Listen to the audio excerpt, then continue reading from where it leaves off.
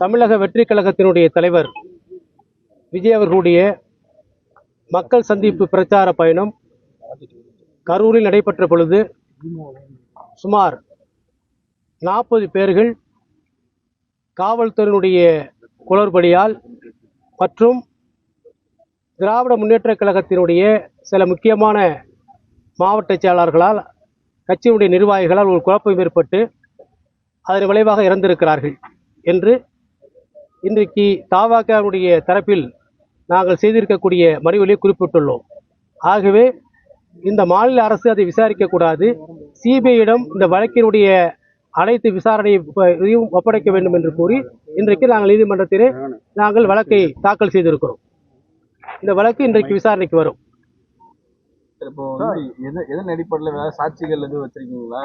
ஆமா, நிறைய ஆவணங்கள் இருக்கு. அந்த இடத்துல தேவையில்லாமல் அவங்க லத்தி சார்ஜ் பண்ணியிருக்காங்க.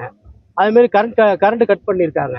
இதுக்கு முன்னாடியே இப்படிலாம் சில நிகழ்வுகள் நடைபெறும் என்று அந்த திராவிட முன்னேற்ற கழகத்தை சார்ந்த சில நிர்வாகிகள் முகநூலிலே பதிவு செஞ்சிருக்காங்க. இதெல்லாம் நாங்கள் கோட் பண்ணி எப்படிலாம் இதுக்கான சாத்தியங்கள் அனைத்தும் இருக்குது, அந்த சாத்தியங்களுடைய அந்த ஆவணங்களுடைய அடிப்படையில தான் இன்றைக்கு இந்த நீதிமன்றத்தில் இந்த வழக்கை நாங்கள் தாக்கல் செய்யறோம். காலதாமதம் அவர் உரிய முறையில வந்தார். 2 பக்கங்களிலும் மக்கள் கூட்டமாக இருந்தார்கள். மக்களுக்கோ அங்க இருக்கக்கூடிய பின்னாலே வரக்கூடிய தொண்டர்களுக்கோ அல்லது வாகனங்களுக்கோ எந்த விதமான பாதிப்பு ஏற்படக்கூடாது, போக்குவரத்துக்கு எந்த பிரச்சனையும் ஏற்படக்கூடாது என்று கூறிதான் அவர் மெதுவாக வந்தார். அதை ஒரு பிரச்சனையாக எடுத்துக்கொள்ளக்கூடாது. வாகனம் வேகமாக வந்திருந்தால் பின்னாலே வந்திருக்கக்கூடிய இளைஞர்களோ மாணவர்களோ மற்ற பல விபத்துகள் ஏற்படும். இவைகளெல்லாம் தடுப்பதற்காகத்தான் இதுவாகத்தான் அந்த வாகனம் அங்கிருந்து வந்தது. ஆமா, அதாவது உடல் கூராய்வுங்கிறது மாலை, அதாவது ஆஃப்டர் சன்செட் பிஃபோர் சன்ரைஸ் செய்ய மாட்டாங்க, மாலை 6 மணிக்கு பிறகு செய்ய மாட்டாங்க. ஆனா இந்த வழக்கை பொறுத்தவரையில ஒரே இரவுல கிட்டத்தட்ட ஒரு 39 பேருக்கு அவங்க உடல் கூராய்வு செஞ்சிருக்காங்க. நைட்டே இன்பார்ம் பண்ணி வச்சிருந்திருக்காங்க. இது இது எப்படிக்கான இது ஒரு சாத்தியம் எப்படி இருந்துச்சு, இந்த மருத்துவர்கள் எங்கேருந்து வந்தாங்க, அந்த மருத்துவர்கள் அந்த உடல் கூராய்வு செய்வதற்கான அந்த தகுதி படைத்தவர்களா, இதே போன்ற கொஸ்டின் எல்லாம் எங்களுடைய வழக்கிலே நாங்கள் இன்றைக்கு கொடுத்திருக்கிறோம். பல்வேறு சரௌண்டிங்ல இருந்து பாத்தீங்கன்னா ஆம்புலன்ஸ்கள் அதிகமான அளவுல குறிப்பிட்ட நேரத்துல வந்ததாகவும். ஆமா ஆமா, நீங்க பாத்துருப்பீங்க.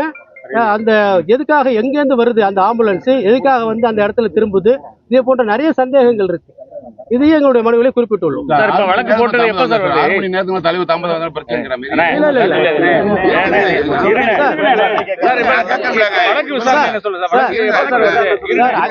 சார் அங்க 3 to 10 தான், 3 to 10க்குள்ள எங்களுக்கு பண்ண சொல்லியிருக்காங்க. அந்த அடிப்படையில தான் அவர் வந்திருக்காரே தவிர அதுல எந்த விதமான காலதாமதமும் இல்லை. அதாவது சாலை வழியாக வருகிற பொழுது மெதுவாகத்தான், ஏன்னா மக்கள் இருந்து 2 பக்கங்கள் நின்று பாக்குறாங்க. அப்ப வேகமா வாகனத்தை ஓட்டி வர முடியாது, அப்ப ஏதாவது விபத்துகள் ஏற்படும். அதனை தடுப்பதற்காகத்தான் அவர் மிகவும் கவனமாக வந்திருக்கிறார். மனு தாக்கல் பண்ணிட்டீங்களா? பண்ணியாச்சு. விசாரணைக்கு மத்தியானம் 2 நாளுக்கு சொல்லியிருக்காங்க. இதுக்கு பிறகு நாங்க ரிஜிஸ்டர் கேட்டுட்டு அடுத்து உங்களுக்கு அப்டேட் பண்றோம்.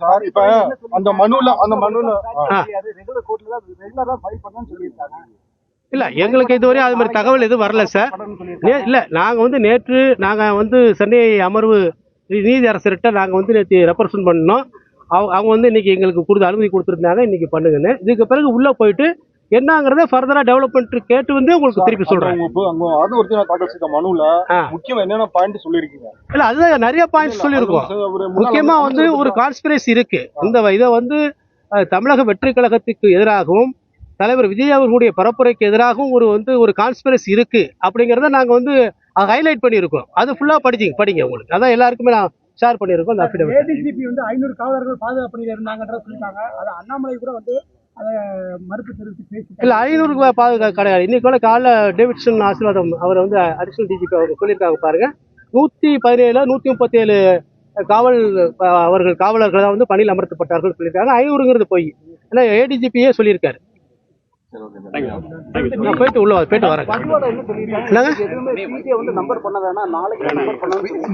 இல்ல சார், நாங்க எங்களுக்கு நேற்று நாங்க நீதி அரசரை அணுகி இன்றைக்கு உடனடியாக எங்களுடைய மனுவை விசாரணை கேட்டுக்கொண்டு சிபிஐ விசாரணை கேட்டிருந்தோம். அதன்படி இன்றைக்கு நீங்கள் மனுவை தாக்கல் செய்யுங்கள் என்று சொல்லியிருக்கிறார். அதனால உள்ளே சென்றிருக்கிறார்கள், மனுவை தாக்கல் செய்திருக்கு. இதுக்கு பிறகு உள்ளே போய் ரிஜிஸ்டர்ல என்ன நடந்தது என்று கேட்டுக்கொண்டு வந்து மீண்டும் உங்களுக்கு நான் அப்டேட் செய்வேன். செய்திகளை உடனுக்குடன் தெரிந்து கொள்ள கீழ்கண்ட கேபிள் மற்றும் டிடிஹெச் நெட்வொர்க்குகளில் எம்நாடு செய்தி தொலைக்காட்சியை காணுங்கள். பாதகம் செய்பவரை கண்டால் நாம் பயம் கொள்ளலாகாது பாப்பா. மோதி மிதித்து விடு பாப்பா, அவர் முகத்தில் உமிழ்ந்து விடு பாப்பா.